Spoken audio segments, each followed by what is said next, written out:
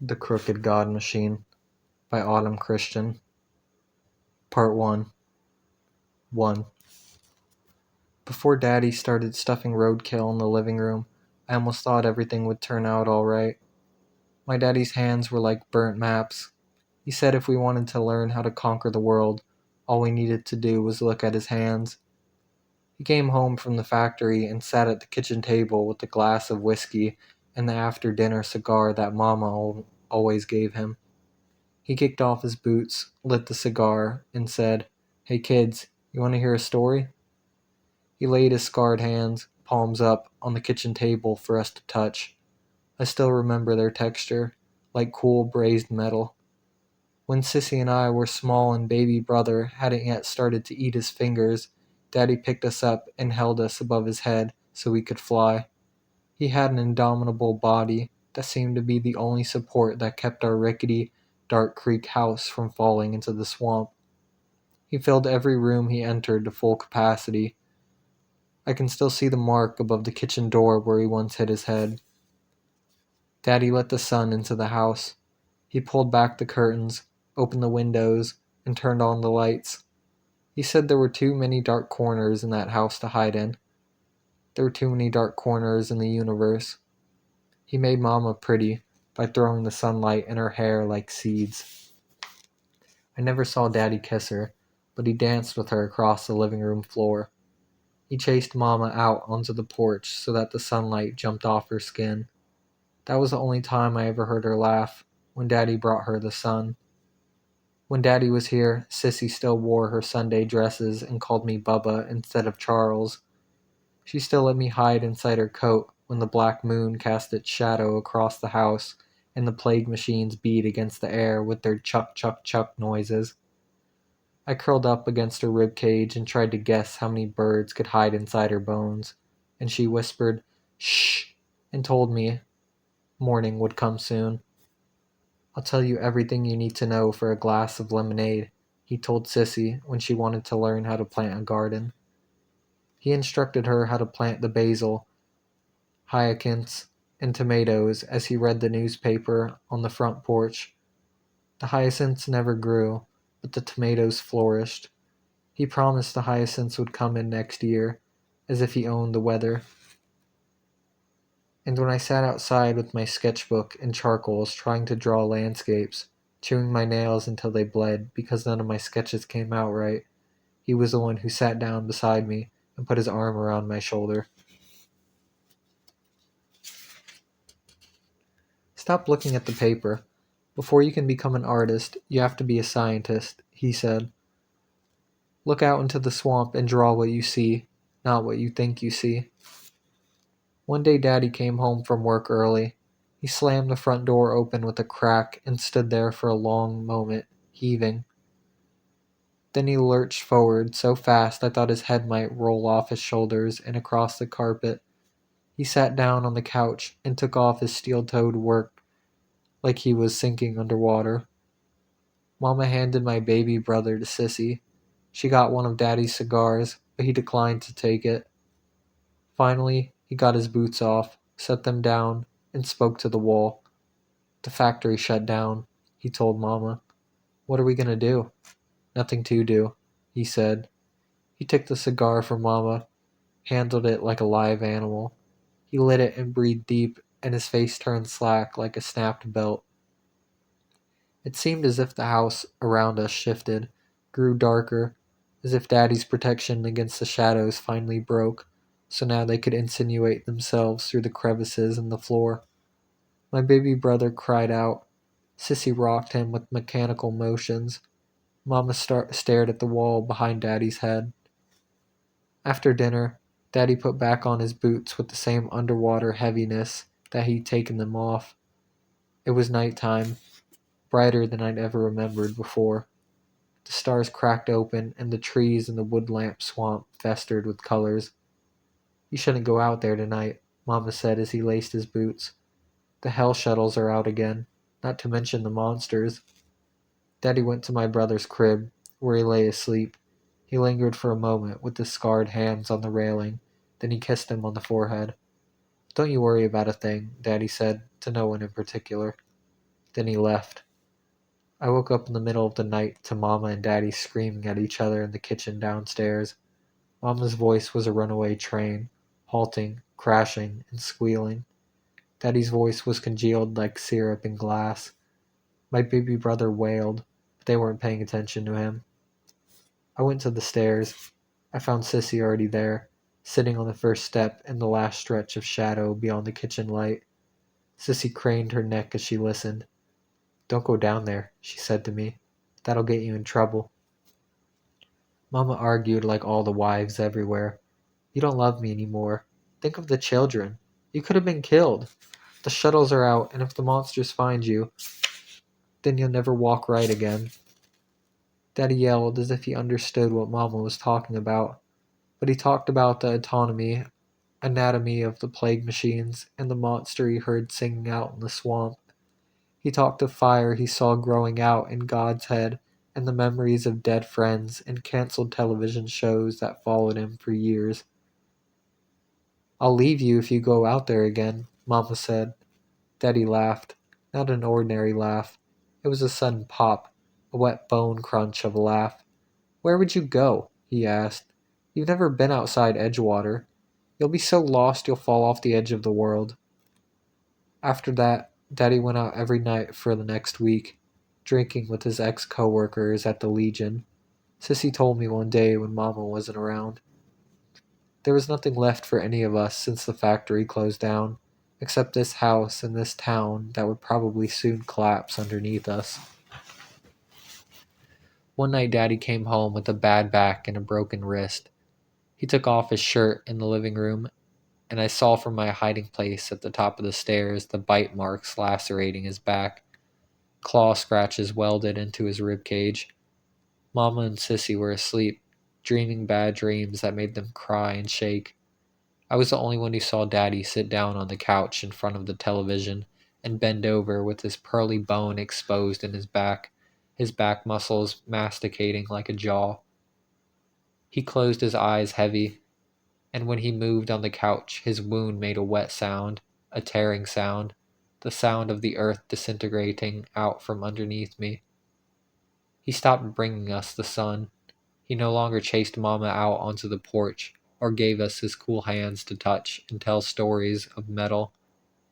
He stopped teaching me how to draw, stopped explaining the anatomy of plants to Sissy, and stopped tossing my baby brother up to the ceiling or kissing him while he slept.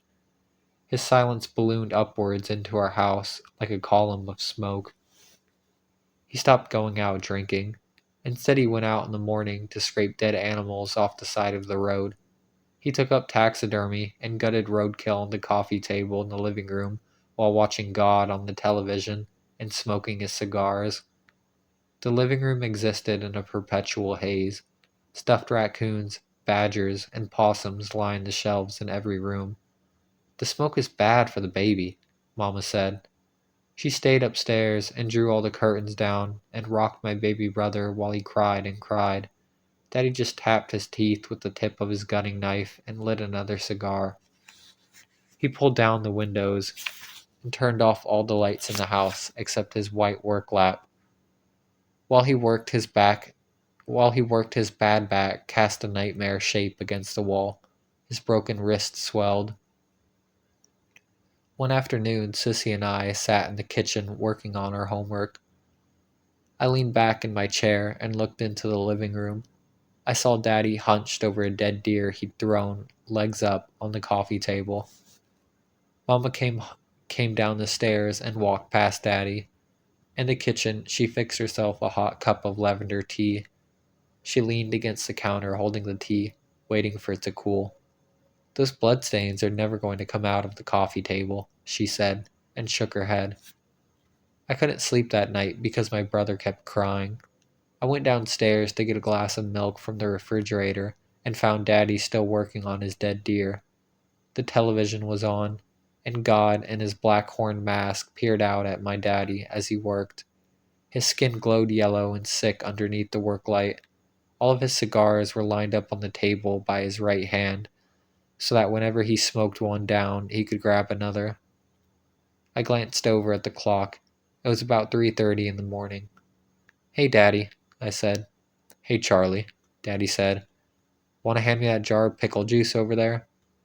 I picked up the jar of formaldehyde and handed it to him. "Thanks, Charlie," he said. I went into the kitchen and poured myself a glass of milk. When I came back, I stood a few feet away from Daddy, watched him work. "What are you doing?" I asked. Daddy stopped for a moment, his knives dripping, and tilted his head to one side. "I'm sorry, I didn't hear you. What was that? Why are you cutting up those animals?" Silence. I walked past him toward the stairs before he spoke. "Hey, Charlie?" I stopped. "Yeah?" "Before God made us, the universe was a lifeless place. When we're gone, the universe will go on as if we'd never even been here," Daddy said. "Life is a rather strange and dangerous thing." He returned to working on his dead deer. The next time Mama cooked dinner, Daddy sat down at the kitchen table and insisted Mama save a spot for his stuffed deer.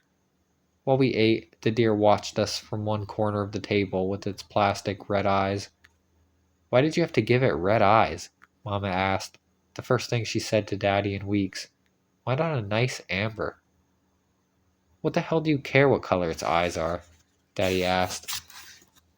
"I just think amber would have been nicer." She picked at her food with her fork. Upstairs, my brother wailed. Nobody moved. "I like its eyes," Sissy said. "There you go," Daddy said. "See? Your daughter thinks its eyes are just fine." Silence. I have an announcement to make," Daddy said. He set down his knife and fork and pushed his plate away. His voice made my stomach greasy and cold. I stopped eating. For a moment he looked at us all, without speaking, his scarred black hands laying palm up on top of the table. "I'm leaving you all," he said. Then Daddy stood up, threw on his leather jacket, and grabbed the stuffed deer. "Why?" was all Mama could say. "Because God told me to." Daddy stuck a fried chicken leg between his teeth like a cigar. Mommy and Sissy both looked bloodshot, their mouths and eyes heavy and white, their skin cracked stiff. Daddy looked at them and laughed. "I'm only joking about the God thing," he said. "I'm just sick of all of you." He left the house with the stuffed deer under one arm. I jumped up and knocked my chair over. "Don't you go after him," Mama said, but I did anyways. Daddy left the front door open, and the wind that blew through the door scraped against the walls and whistled past my body. I ran out onto the porch, and the night crept in on me. The night screamed through me. I called out for Daddy. I called out, and monsters answered in response. A chill must have snuck into my lungs, making it hard to breathe. I couldn't see Daddy anywhere. The night must have swallowed him whole. The world grew impossibly large, spun off its axis, sent me down into a sickening vertigo. Sissy and Mama found me in the woods crying and dragged me back to the house. They told me Daddy wasn't coming back. I couldn't stop crying. They told me the hell shuttles would pick him up, that God would punish him, and I couldn't stop crying.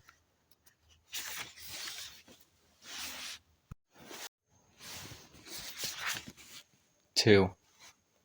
After Daddy left, my baby brother started chewing on his fingers and face. No matter what Mama did, rock him, pacify him, feed him at all hours of the night, she couldn't keep him from eating his knuckles, his toes. He bit off his thumb in the middle of the night and spit it out against the wall. Mama and Sissy wouldn't let me see the severed thumb, but I saw where it hit the dusty wallpaper, like a flower licking a spot of blood above his crib. Mama slapped me when she saw me standing in front of the crib with my sketch pad and a piece of charcoal drawing that blood-drinking flower. There was too much jumping of nerves in his brain. My baby brother couldn't control the impulse to spit out his own thumb and gnaw off his tongue. He died upstairs with his face torn apart and his eyes squeezed between his fists. Leishmanian syndrome, the doctor said, a rare genetic disorder. It couldn't be helped. His genetic code missed a vital enzyme with a name too long to pronounce. One little enzyme was all that separated us from the impulse to gnaw off our faces and tongues.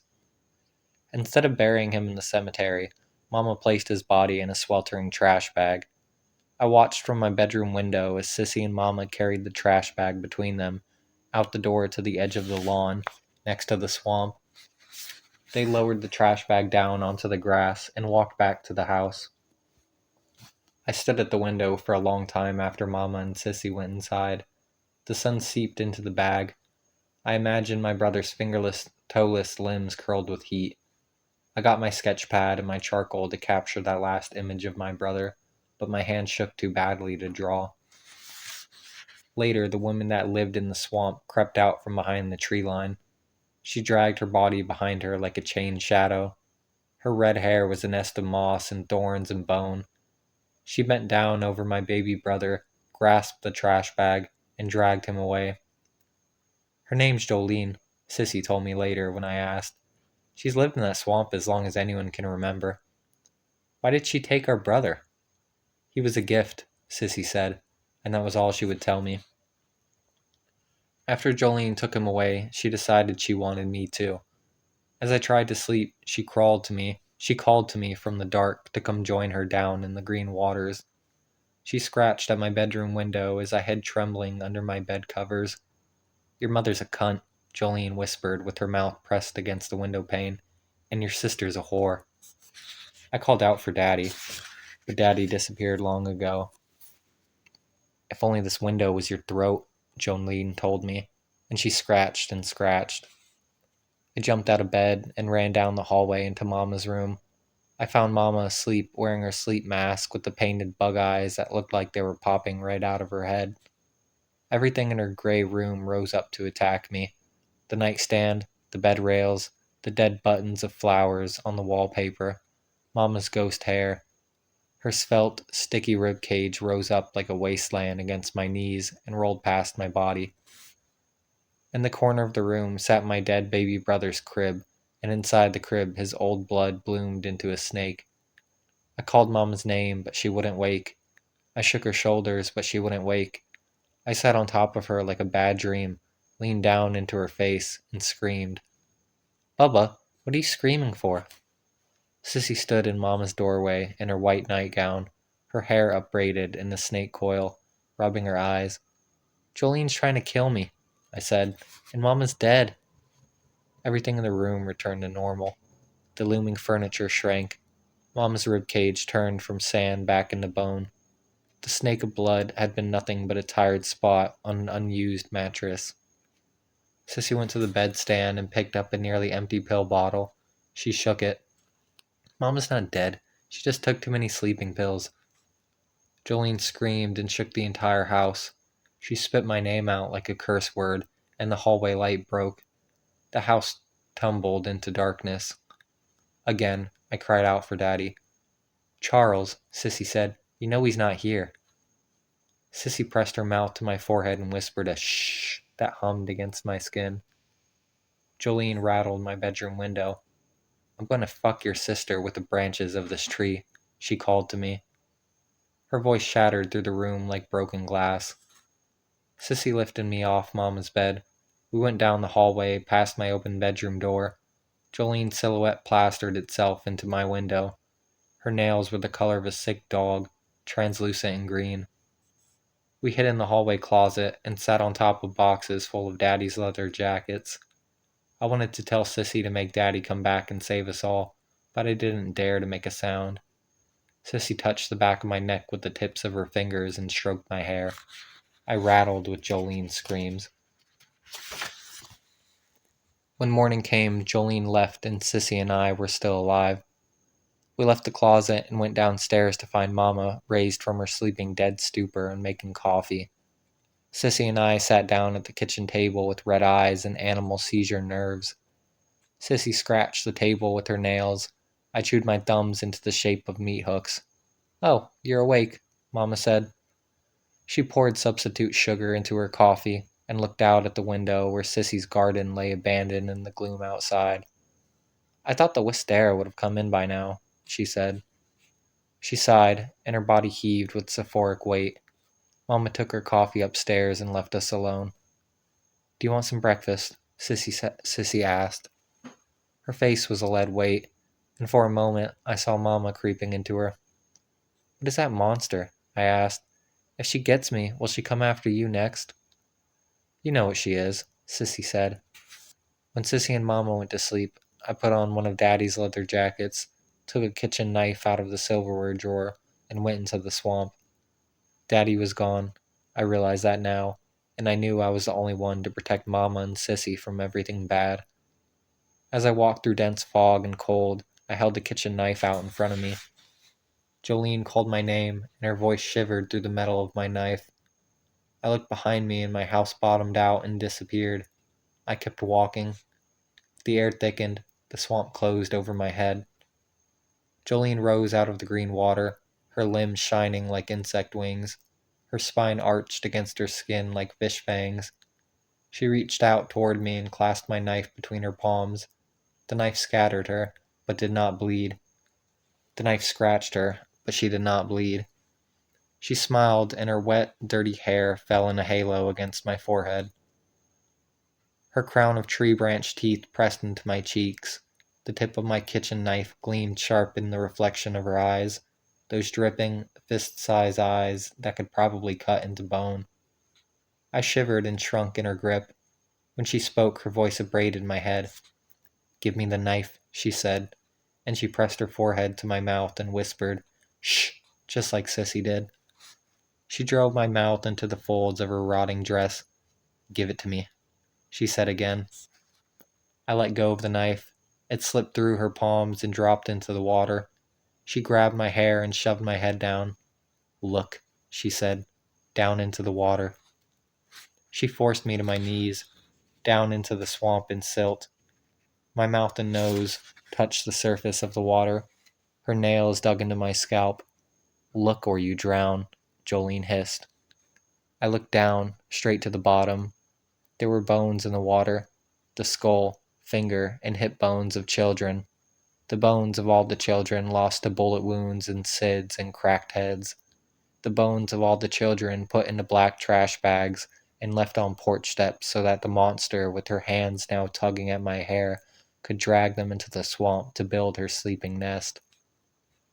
The bones were cracked open, gnawed, and left to corrode in the mud. The bones were cool blue and misery heated red, bones that never learned adult fear. Bones of girls with mouths frozen into rictus, and bones of boys with empty skulls and skinny legs chewed apart. Bones of my dead baby brother, bones that held out their hands to touch me, bones that went down into the darkness forever. Jolene released my hair, and I stumbled backward and fell. She laughed. "Run home now," she said. "You'll be with me soon enough." I left my dead baby brother and the kitchen knife and my bones behind in those dark waters.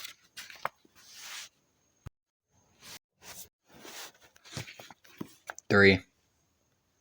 God appeared on the television, in a black horn mask, and warned that Judgment Day was approaching. He'd been doing this for as long as I could remember. After my brother died and Daddy left, Mama threw all of Daddy's stuffed animals into her closets and cupboards. Then she sat down in front of the television, and she turned the volume up a little more each day until God's voice broke through the walls and busted down the ceiling and rattled my bed so I couldn't sleep. Mama put on her angry face every time God came into the television. Her angry face made her look about a century older, made her mouth small and hard, and her eyes big and buggy. Her body knotted against the couch like a dead tree. She grew twisted claws in the perfect shape for gripping curtains and the edges of chairs. Yet no matter how long God screamed and cursed, no matter how much Mama's body knotted and strained and her angry face threatened to eat out her head, no matter how many times the television boomed so loud I thought the furniture would blow across the room and Mama would have to hold tight onto the seat curtains to keep from flying out the window, she never turned off that television. "I can't sleep," I told Mama. "Fix yourself a glass of warm milk," Mama said without looking away from the television. I walked through the tunnel of noise to get to the kitchen. I poured myself a glass of milk and heated it in the microwave. First Daddy, then Mama, had been sucked under by that living room, bent under the pressure of its gravity. No light entered the room from outside, and all the light bulbs in the house either burnt out or broke long ago. I took the glass of milk out of the microwave and walked back to the living room. "Hey, Mama?" I asked. "You're blocking the television," she said. I didn't move out of the way at first. Mama buried her claws into the couch upholstery. I wanted to ask her if she was still alive. I wanted to ask her if she still loved me. Her angry mask slipped on, that rubbery, tight parody of a face with its shrinking lips and hollow ball forehead, and I couldn't speak. I went upstairs and crawled into bed. I drank my milk and pulled the covers over my head, but I couldn't sleep with God's voice tearing down the house. "Repent or you will die," God in his blank mask said. "Follow me or you will die." God never slept. In the morning, when I crawled out of bed with stiff limbs, Mama was still in front of the television, and God was still speaking about the death of all humanity and the flood that would sweep us away, our imminent death knell and dirge sung up by his terrible monsters. I hung onto the edge of the couch to keep from flying away, and God's voice shuddered through my teeth. "Why aren't you at school?" Mama asked. "It's Saturday," I said. "I don't have any school." "Go outside and play with your friends then," she said. She pried my fingers off the couch and pushed me towards the door, then locked it behind me. I didn't want to tell her that most of my friends were dead. I still thought about them even though they were gone. I remembered Willie, who had angry purple fingers and a red butterfly birthmark that covered half his face and a death wish. He used to sleepwalk into his kitchen in the middle of the night and smash dinner plates. He picked them up one at a time and hurled them onto the floor. When his parents locked the cabinet so he couldn't smash the dinner plates anymore, he sleepwalked into the living room and smashed his mother's collection of porcelain angels. After that, his parents locked him in the basement at night. In his sleep, he ricocheted off the walls of the... What the fuck? That's a typo. In his sleep, he ricocheted off the walls, his arms and legs whining like helicopter blades. He came to school with his face and limbs black with bruises. Then there was Smarts, who had a body flat as plaster fresco and punched holes for eyes. He wrapped duct tape and plastic wrap around his bald head so girls couldn't read his mind, so he said. He raised chickens to torture and slaughter because his daddy said every good boy had a little sociopath in him. Smarts talked with a lisp and walked with a limp, though Ezekiel told me had it good on authority Smarts was faking both. For what reason, though, Ezekiel couldn't say. The twins Darling and Violetta used to wear tiny tulle wedding dresses. They buried their teeth in their ghost red hair when they wanted to read our minds. Darling pressed the tips of her fingers to my temples and told me what to think. She always said things like, "You are thinking a warm and empty place. You are thinking of your mother's womb." Violetta, born with the umbilical cord wrapped around her throat, crouched in corners and trembled and scratched at her face. The six of us explored of abandoned houses, houses of people murdered by monsters or dragged away to hell shuttles. We never stole or disturbed anything, but walked through the rooms as if in a museum. The basements and closets were as they'd been left, often with beds unmade and clothes scattered across the floor. Once I found a child's teddy bear with its head ripped off, lying on top of a chest drawer as if it were a coffin. Though the residents were gone, the houses seemed to come to life with us inside them. The attics and hallways scraped and shuddered underneath us. The ovens, sinks, refrigerators, and showers seemed to spit hot iron as we walked past. After we finished exploring, we usually went downtown. We sat down on the street opposite the reverend that passed out abortion pamphlets. Ezekiel usually took this time to preach about the impermanence of human flesh. "Happens fast when the shuttles take you," Ezekiel said, who'd just come back from his prophet apprenticeship at the first city with the shiny black sphere implanted in his head. "Where do the hell shuttles take you?" I asked Ezekiel, who, I thought, knew everything. He didn't go to school anymore like the rest of us, but instead learned from a private mentor. "Ain't no heaven shuttles," Ezekiel said. Does that give you a clue? We went to the woods outside of town. We were drunk on the summer night, mad with mosquito bites and blood filling our ears. Summer heat drove the monsters out of their holes, and we heard them scratching and hissing all around us, yet nobody seemed concerned. Darling and Violetta sewed daisy chains into each other's hair. Willie kicked trees. Smarts and Ezekiel walked in front of the rest of us, hands in their pockets, staring at the ground. We came to a building half hidden by overgrown cedar and dogwood trees. The building was made of concrete and crushed rocks, like nothing I'd ever seen inside the town of Edgewater. It squatted down in the dirt like it was being crushed by its own weight. "What is that?" I asked. "A temple," Ezekiel said. "God's temple?" I said. "It doesn't look like the ones in town." The shiny sphere on the back of his head, Ezekiel's head that's another typo. The shiny sphere on the back of his head focused and squinted. I saw myself in that eye, my limbs distended and head scraping sideways. "Let's go look," Wiley said. We went through the double-wide entrance, inside the temple. It was cool and quiet. The walls, low and crumbling, slouched inward, and the stones dripped with monster musk. I rounded a corner of the temple. On the walls in the hallway, I saw pictograms of monsters. I recognized them as monsters that I'd been forced to recite the names of in school. Callie, Aphrodite, Jolene. At the end of the hallway, we came to an inner sanctuary with a stone altar rising out of the floor. Broken mirrors perforated the ceiling. On the opposite wall hung a picture of the black moon, gleaming with a silver halo, hovering over our black planet. In the picture, metallic figures hovered around the moon. Those figures were familiar and yet uncanny, both machine and animal. Before I could get a closer look, a monster slithered out from behind the altar. It was Aphrodite, with a bird face and snake limbs. I gagged on the wet smell of her feathers. When she saw me, she hissed and nearly stopped my heart. She writhed across the sanctuary floor toward me.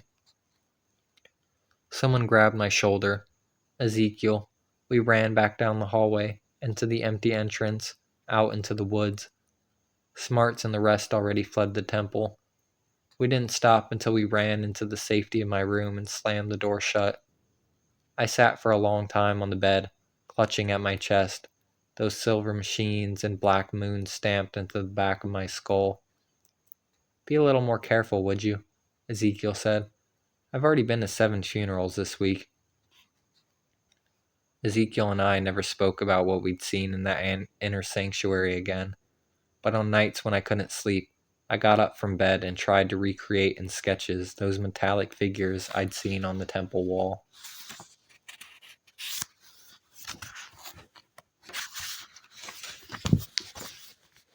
Wiley stopped going to school. We found him months later in an abandoned monster nest with his head crushed into the dirt and his hair matted into moss. We dragged him out of the nest. His arms fell out of their sockets and his head tumbled off his shoulders and rolled away into the grass.